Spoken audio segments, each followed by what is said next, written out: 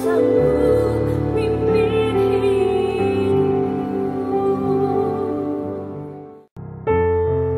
umat Tuhan, di mana saja berada. Bersama saya, Heri Lewerisa, Ketua Gereja Masih Advent Hari ke-7 Jemaat Halong, dalam renungan singkat 100 hari berdoa. Dan pada saat ini kita telah tiba di hari yang ke-16. Dan hari yang ke-16 ini berjudul Ajarlah Kami Berdoa. Untuk itu, mari kita tunduk kepala sebelum kita sama-sama akan mengikuti renungan firman Tuhan di saat ini. Kita berdoa. Tuhan Bapa di surga, Allah kami yang penuh kasih, Tuhan yang maha mulia, Bapa yang kami sembah dan puji di dalam Yesus sebagai penebus dan juru selamat kami. Saat ini Tuhan, kami akan mempelajari sebagian firman Tuhan, dan kiranya kuasa Roh Kudus-Mu Tuhan karuniakan, sehingga firman Tuhan yang kami akan pelajari di saat ini Tuhan, dapat menuntun kami untuk setia kepada Tuhan, dan lebih khusus, dapat memberikan penguatan bagi kami, agar kami tetap berdoa kepada Tuhan, menjalin komunikasi dengan Tuhan, dalam menyampaikan segala permasalahan kehidupan kami. Hadirlah bersama kami di saat ini Tuhan, dan berkati kami dalam firman yang akan kami pelajari. Ampuni dosa kami ya Tuhan, di dalam nama Yesus kami berdoa. Amin.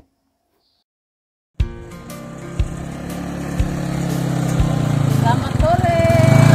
Ya, Usi mau gimana? Ya, ketemu jalan-jalan sedikit dulu. Corona nih bikin ketemu tinggal di rumah terus. Astaga, Usi sentaku kah? Seng. Usi keluar, Usi sembahyang ke sini. Ya sembayang lah. Masa ketemu sih sembayang. Kan mesti sembahyang ber Tuhan Yesus toh. Lalu Usi tahu kira-kira kamu punya tujuannya kah? Kamu arti apa tuh sembahyang? Sembayang itu ketemu sampaikan ketemu maksud-maksud ketemu per Tuhan toh. Ya, artinya kan beta cuma bikin ya Usi saya tidak dalam suasana begini kan ketemu mesti rajin sembahyang per Tuhan Yesus toh. Ya. Oke. Usi selamat le, bajam bye-bye. Ya.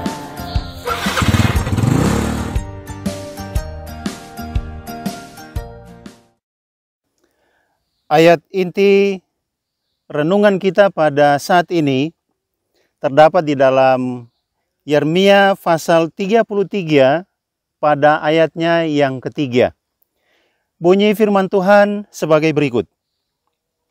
Berserulah kepadaku, maka aku akan menjawab engkau, dan akan memberitahukan kepadamu hal-hal yang besar dan yang tidak terpahami, yakni hal-hal yang tidak kau ketahui.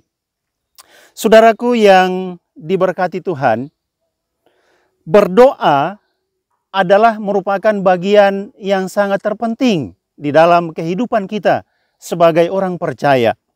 Untuk itu, kita harus pertama-tama ketahui apa sebenarnya arti dari berdoa itu. Nah, ada beberapa pengertian dari berdoa yang kita harus ketahui sebagai umat-umat Tuhan. Yang pertama, doa adalah merupakan ekspresi roh kita kepada Tuhan, yang juga adalah merupakan bagian dari roh yang hadir bersama-sama dalam kehidupan kita, yang senantiasa dan selalu menuntun kita untuk melakukan hal-hal yang baik di dalam kehidupan kita ini. Dan doa itu berarti juga bahwa merupakan satu penggabungan, penyatuan antara roh kita dengan roh Tuhan. Nah, oleh karena itu, saudaraku yang diberkati Tuhan, ketika kita berdoa, maka dengan sendirinya kita percaya bahwa apa yang ada pada kita, yang kita mau ungkapkan kepada Tuhan, kita mau sampaikan kepada Tuhan, kita mau bicarakan itu kepada Tuhan, otomatis kita dituntun oleh roh Tuhan. Sehingga benar-benar yang kita sampaikan adalah merupakan bagian yang sangat terpenting di dalam kehidupan kita. Doa bukanlah merupakan satu kegiatan yang ada merupakan akal pikiran kita sebagai manusia. Kita kenal bahwa kita sebagai manusia punya banyak kesalahan. Kita sebagai manusia punya banyak kekurangan. Kita sebagai manusia punya keterbatasan. Nah, oleh karena itu, doa ini adalah merupakan benar-benar buah pikiran kita yang dikendalikan oleh Roh. Sehingga kita terlibat di dalam satu persekutuan dengan Tuhan. Doa ini juga merupakan bagian komunikasi. Komunikasi yang kita bangun secara vertikal dengan Tuhan. Selama ini kita hanya membangun sebuah komunikasi secara horizontal. Artinya komunikasi yang kita bangun dengan sesama kita. Tetapi hal yang paling penting di dalam hidup ini adalah bagaimana kita membangun komunikasi vertikal. Komunikasi vertikal adalah merupakan suatu hubungan antara kita manusia, orang berdosa, dengan Tuhan kita. Nah, banyak persoalan di dalam kehidupan kita yang kita hadapi. Dan tentunya ketika kita menghadapi setiap persoalan itu, kita tidak mampu untuk mau mengatasi semua masalah itu dengan kemampuan, kekuatan yang ada pada kita sebagai manusia. Kita manusia tidak punya apa-apa. Tidak ada kuasa apapun yang ada pada kita. Oleh karena itu maka secara rohani kita harus bergantung kepada Tuhan. Sadar atau tidak sadar, ada istilah-istilah yang keren sekarang ini kan. Ketika virus corona ini dia melanda dunia, maka orang dengar ada istilah ODP. Ya, orang dalam pengawasan. Tapi ketika kita mempelajari bagian ini, maka saya alihkan dia, saudara dan saya juga adalah merupakan ODP. Orang dalam pengharapan. Artinya bahwa ketika kita ada dalam suasana yang kritis seperti sekarang ini, otomatis orang banyak dianjurkan untuk mengisolasi diri di rumah. Tidak boleh berjalan. Jalan pun harus dibatasi. Nah, ketika kita menjadi orang-orang yang dibatasi dalam lingkup rumah kita, apa kegiatan kita di sana? Apa yang kita buat selama kita diisolasi di rumah? Saya percaya bahwa kita punya banyak sekali waktu untuk berkomunikasi dengan Tuhan. Dan jalur komunikasi yang paling efektif adalah melalui doa. Nah, oleh karena itu saudaraku sekalian, doa ini dalam Yakobus pasal 4 ayat yang ke-8, firman Tuhan mengatakan, mendekatlah kepada Allah, maka Dia akan mendekat kepadamu. Jadi pada saat kita ada di dalam rumah kita masing-masing, pada saat kita membangun komunikasi kita dengan Allah kita di surga, kita merasa bahwa kita sangat dekat dengan Tuhan kita. Nah, oleh karena itu, beta percaya bahwa waktu ini adalah merupakan waktu kita dengan Tuhan. Dan lebih banyak waktu kita adalah waktu dengan Tuhan. Nah, doa adalah merupakan waktu yang sangat berharga. Doa yang efektif tidak pernah bisa dilakukan dengan terburu-buru. Itu yang kita orang harus pahami sebagai anak-anak Tuhan. Tidak boleh terburu-buru dalam menyampaikan segala permasalahan kehidupan kita kepada Tuhan. Tetapi ingat bahwa dalam situasi yang sangat kritis, pertolongan itu akan datang dalam hitungan detik kepada kita. Namun, kita harus pahami juga bahwa segala sesuatu yang mau kita sampaikan kepada Tuhan, itu perlu waktu. Ya, sehingga Alkitab menganjurkan kita kalau mau berdoa kepada Tuhan, kita cari tempat yang aman, kita masuk ke dalam kamar, bilik tempat di mana kita boleh berdoa kepada Tuhan, kita tutup pintu dalam suasana yang sangat hening, kita membangun komunikasi kita dengan Tuhan. Waktu yang paling efektif dalam kehidupan kita. Saudaraku yang kekasih, umat-umat Tuhan, pada saat ini, lewat firman Tuhan yang indah, saya mengajak saudara sekalian untuk bagaimana kita pergunakan waktu yang Tuhan berikan itu sebaik mungkin di dalam kehidupan kita. Banyak masalah yang kita hadapi, teristimewa ketika kita menghadapi masalah COVID-19 ini. Ruang gerak kita dibatasi. Ya, ketorang yang ada pada saat ini masih bersyukur. Karena segala sesuatu masih ketorang dapat dengan mudah. Orang masih bisa jalan, ya. Orang masih bisa kerja walaupun itu hanya dibatasi dalam lingkup yang sangat kecil. Tetapi di beberapa tempat, keluar rumah pun mereka dibatasi oleh aturan-aturan yang sudah dibuat. Nah, oleh karena itu, saudaraku yang kekasih, umat-umat Tuhan yang berbahagia, dalam waktu yang sangat genting pada saat sekarang ini, apa yang perlu kita buat? Apa yang perlu kita lakukan? Kalau bukan kita menggantungkan segala pengharapan kita kepada Tuhan. Karena kita selalu berharap kepada Tuhan. Ketika kita dekat dengan Tuhan, kita menyampaikan segala masalah hidup kita kepada Tuhan. Teristimewa dalam menghadapi situasi, kondisi yang ada pada saat ini yang sudah menjadi masalah internasional. Kita tidak tahu kapan kondisi seperti ini akan berakhir. Itu pertanda bahwa Tuhan masih memberikan kesempatan kepada kita untuk tetap mau berdoa kepadanya. Dalam setiap pengharapan, kita sampaikan itu kepada Tuhan. Ada seorang penulis, dia katakan begini, bahwa doa adalah merupakan latihan rohani yang sangat bermanfaat bagi kehidupan kita. Nah, oleh karena itu, murid-murid mereka meminta Tuhan, ajarlah kami berdoa.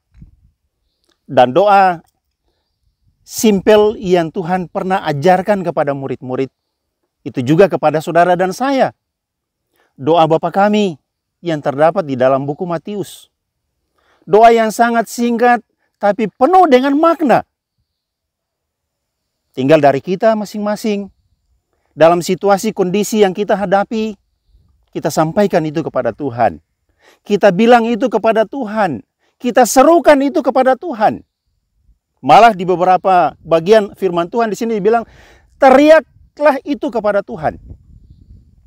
Dan Allah kita adalah Allah yang peduli.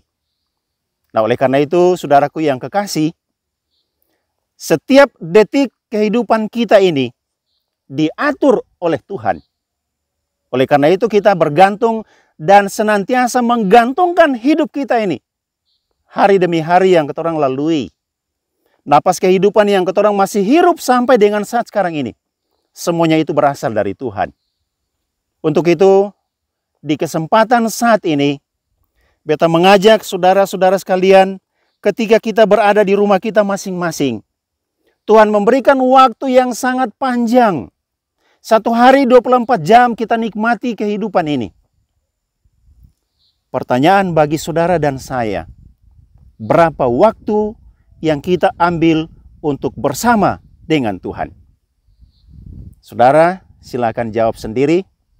Dan lewat renungan ini, beta percaya, ketong punya banyak waktu dengan Tuhan.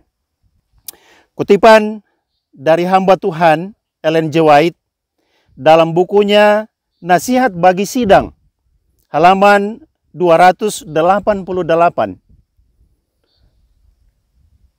Bunyinya, doa merupakan latihan yang paling suci bagi jiwa.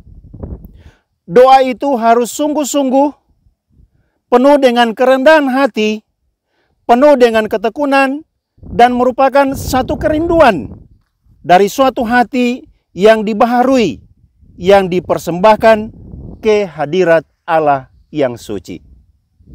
Mudah-mudahan dengan firman Tuhan yang kita pelajari di saat ini dapat menolong kita, dapat memberikan kekuatan kepada kita, dan dapat memberikan motivasi bagi kita untuk tetap menjalin komunikasi kita dengan Tuhan, menjalin hubungan kita dengan Tuhan, bergabung dalam suatu suasana surga hanya melalui doa.